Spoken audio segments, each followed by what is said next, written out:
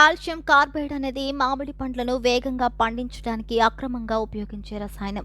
ఇది నీటితో కలిసినప్పుడు ఎసిటిలిన్ వాయువు విడుదలవుతుంది. ఇందులో ఆర్సెనిక్, ఫాస్ఫరస్ హైడ్రేట్ వంటి విషపూరిత మలినాలు ఉంటాయి. దీర్ఘకాలిక ఉపయోగం వల్ల క్యాన్సర్, జీర్ణ సమస్యలు, నరాల సమస్యలు, శ్వాసకోశ సమస్యలు మరియు చర్మ సమస్యలు కలగొచ్చు. తీవ్రమైన సందర్భాల్లో గుండె వైఫల్యం వంటి ప్రాణాంతక పరిస్థితులు కూడా వచ్చేస్తాయి. సహజంగా పండే మామిడి పండ్లు ఎథిలిన్ అనే మొక్కల హార్మోన్ కారణంగా పండుతాయి. ఇది ఆరోగ్యానికి హానికరం కాదు. కాల్షియం కార్బైడ్ ఉపయోగం భారతదేశంలో ఎఫ్ఎస్ఎస్ఏఐ ద్వారా నిషేధించబడినప్పటికీ ఇది ఇంకా వాడుకలో ఉంది. కృత్రిమంగా పండిన మామిడిని గుర్తించే సూచనలేమిటో చూద్దాం.